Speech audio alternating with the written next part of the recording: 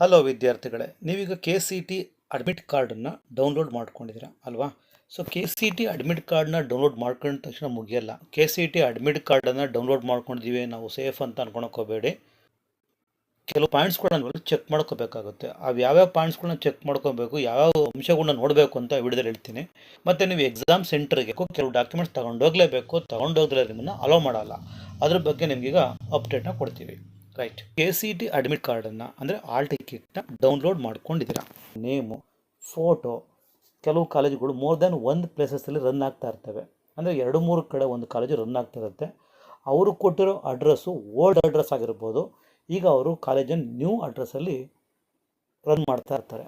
ಹಾಗಾಗಿ ನೀವು ಎಕ್ಸಾಮಿನೇಷನ್ ಸೆಂಟರ್ನ ಕರೆಕ್ಟಾಗಿ ಅದನ್ನು ನೋಡ್ಕೊಳ್ಳಿ, ಅಡ್ರೆಸ್ ನೋಡಿಕೊಂಡು ನಿಮಗೆ ಕೆ.ಸಿ.ಟಿ ಎಕ್ಸಾಮ್ ಇರೋದು ಯಾವತ್ತು 23-24 ಅಲ್ವಾ? ನೀವು ಒಂದು ದಿನ ಅರ್ಲಿ ಹೋಗಿ ಅದನ್ನು ಚೆಕ್ ಮಾಡ್ಕೊಳ್ಳಿ, ಅಲ್ಲಿ ಎಕ್ಸಾಮಿನೇಷನ್ ಇದೆಯಾ ಇಲ್ವಾ ಏನು ಅಂತ. ಆಗ ನಿಮಗೆ ಕನ್ಫರ್ಮೇಷನ್ ಸಿಗುತ್ತೆ. ಕ್ಲಿಯರ್? ಎಕ್ಸಾಮಿನೇಷನ್ ಸೆಂಟರ್ನ ನೋಡ್ಕೊಳ್ಳಿ, ನೀವು ಅಲ್ಲೊಂದ್ಸರಿ ಹೋಗಿ ಎಕ್ಸಾಮ್ಗಿಂತ ಮುಂಚೆ ಒಂದಿನ ಹೋಗಿ ವಿಸಿಟ್ ಮಾಡಿ ಅಲ್ಲಿ ಎಕ್ಸಾಮ್ ಇದೆಯೋ ಇಲ್ವೋ ಅಂತ ನೀವು ಕನ್ಫರ್ಮ್ ಮಾಡ್ಕೊಳ್ಳಿ. ಅಡ್ಮಿಟ್ ಕಾರ್ಡಲ್ಲಿ ಕೋರ್ಸಸ್ ಆಫರ್ಡ್, ನಿಮಗಲ್ಲಿ PCB ಬಂದಿರ್ಬೋದು, ಇಲ್ಲ PCMB ಬಂದಿರ್ಬೋದು, ಇಲ್ಲ PCM ಬಂದಿರ್ಬೋದು.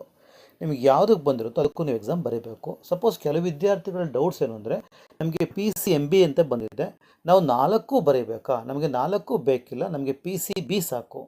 ನಾವು ಮೆಡಿಕಲ್ ಸ್ಟ್ರೀಮ್ಗೆ ಹೋಗ್ತೀವಿ, ಹಾಗಾಗಿ ನಾವು ಬರೆಯೋದಿಲ್ಲ, ಅಂದರೆ ಮ್ಯಾಥಮೆಟಿಕ್ಸ್ ಬರೆಯೋದಿಲ್ಲ, ಏನು ಮಾಡಬೇಕು? ಅಥವಾ ಇನ್ನು ಕೆಲವು ವಿದ್ಯಾರ್ಥಿಗಳು ನಾವು ಟೆಕ್ನಿಕಲ್ ಕೋರ್ಸ್ಗೆ ಹೋಗ್ತೀವಿ, ನಮಗೆ ಬಯಾಲಜಿ ಬೇಕಿಲ್ಲ, ನಾವು ಬಯಾಲಜಿ ಬರೆಯಲ್ಲ, ಏನು ಮಾಡಬೇಕು ಅಂದರೆ, ಇಲ್ಲಿ PCMB ಬಂದಿರೋ ವಿದ್ಯಾರ್ಥಿಗಳು ಒಂದು ತಿಳ್ಕೊಳ್ಳಿ, ನೀವು 4 ಸಬ್ಜೆಕ್ಟ್ನ ಬರೀಬೇಕು ಅನ್ನೋ ನೆಸೆಸಿಟಿ ಇಲ್ಲ.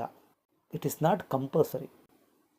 ನೀವು ಕೋರ್ಸಸ್ಗೆಲ್ಲ ಅಪ್ಲೈ ಮಾಡಿದ್ರೆ PCMB ಅಂತ ಬಂದಿದೆ. ಒಂದು ವೇಳೆ ನಿಮಗೆ ಟೆಕ್ನಿಕಲ್ ಕೋರ್ಸ್ಗೆ ಹೋಗ್ತೀವಿ ಅನ್ನೋಂಗಿದ್ರೆ, ಎಕ್ಸಾಂಪಲ್ BEಗೋ ಅಥವಾ BSc EGಗೋ ಈಗ ಟೆಕ್ನಿಕಲ್ ಕೋರ್ಸ್ಗೆ ಹೋಗ್ತೀವಿ ಅನ್ನೋ ಆಗಿದ್ದರೆ ನೀವು PCM ಬರೀರಿ.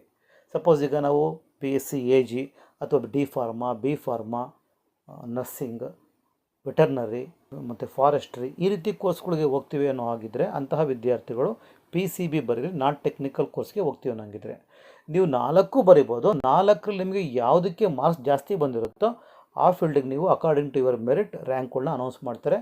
April 23rd 24th ಎಕ್ಸಾಮ್ ಇದೆ. ಎಕ್ಸಾಮ್ ಹಾಲ್ಗೆ ಹೋಗಬೇಕಾದ್ರೆ ನೀವು ಈಗ ನಾನು ಹೇಳೋ ಡಾಕ್ಯುಮೆಂಟ್ಸ್ಗಳಲ್ಲಿ ಒಂದು ಡಾಕ್ಯುಮೆಂಟ್ಸ್ಗಳನ್ನ ನೀವು ಕಂಪಲ್ಸರಿ ತಗೊಂಡು ಹೋಗಲೇಬೇಕು, must and should.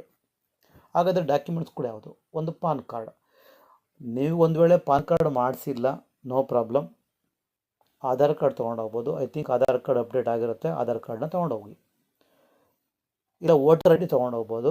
Otherwise second PU admit card, second PU hall ticket ಇದೆ ಅಲ್ವಾ, ಅದನ್ನು ಬೇಕಾದ್ರೆ ತೊಗೊಂಡೋಗ್ಬೋದು. 4ರಲ್ಲಿ ಯಾವ್ದಾರ ಒಂದು ಡಾಕ್ಯುಮೆಂಟ್ಸ್ಗಳನ್ನ ಕಂಪಲ್ಸರಿ ತೊಗೊಂಡೋಗಲೇಬೇಕು. ಈ 4 ಡಾಕ್ಯುಮೆಂಟ್ಸಲ್ಲಿ ಒಂದು ಡಾಕ್ಯುಮೆಂಟ್ಸ್ ಐ ಥಿಂಕ್ ನಿಮ್ಮ ಸೆಕೆಂಡ್ PU ಅಡ್ಮಿಟ್ ಕಾರ್ಡ್ ತೊಗೊಂಡ್ರೆ ಬೆಸ್ಟು, ಅಥವಾ ಆಧಾರ್ ಕಾರ್ಡ್ ತೊಗೊಂಡ್ರೆ ಬೆಸ್ಟು. ಇದ್ರ ಜೊತೆಗೆ ಒಂದು ರೀಸೆಂಟ್ ನೆಕ್ಸ್ಟ್ ಫೋಟೋನ ಎಕ್ಸಾಮ್ಗೆ ತೊಗೊಂಡೋಗಿ. ನಮ್ಮ ಚಾನಲ್ಗೆ ಹೊಸಬರಾಗಿದ್ದರೆ ಸಬ್ಸ್ಕ್ರೈಬ್ ಮಾಡ್ಕೊಳ್ಳಿ. ನೆಕ್ಸ್ಟು ಅಪ್ಡೇಟ್ಸ್ ಕೂಡ ನಿಮಗೆ ಕೊಡ್ತಾ ಹೋಗ್ತೀವಿ. ಡ್ರೆಸ್ ಕೋಡ್ ಆಗ್ಬೋದು, ಹೆಣ್ಮಕ್ಳು ಯಾವ ಡ್ರೆಸ್ಗಳನ್ನ ಹಾಕ್ಕೋಬೇಕು, ಗಂಡು ಮಕ್ಕಳು ಯಾವ ಡ್ರೆಸ್ಗಳನ್ನ ಹಾಕ್ಕೋಬೇಕು, ಈಗ ಪ್ರತಿಯೊಂದು ಇನ್ಫಾರ್ಮೇಷನ್ಸ್ಗಳನ್ನ ನಿಮಗೆ ಕೊಡ್ತಾ ಹೋಗ್ತೀವಿ. ಎಕ್ಸಾಮ್ ಆದಮೇಲೂ ಅಷ್ಟೇ, ನೀವು ಕಾಲೇಜಿಗೆ ಅಡ್ಮಿಟ್ ಆಗೋವರೆಗೂ ನಿಮಗೆ ಡೀಟೇಲ್ಸ್ಗಳನ್ನ ಪ್ರೊವೈಡ್ ಮಾಡ್ತಾ ಹೋಗ್ತೀವಿ. ಹಾಗಾಗಿ ಸಬ್ಸ್ಕ್ರೈಬ್ ಮಾಡ್ಕೊಂಡಿಲ್ಲ ಚಾನಲ್ಗೆ ಅಂದರೆ ಸಬ್ಸ್ಕ್ರೈಬ್ ಮಾಡ್ಕೊಳ್ಳಿ, ಇದು ಫ್ರೀ.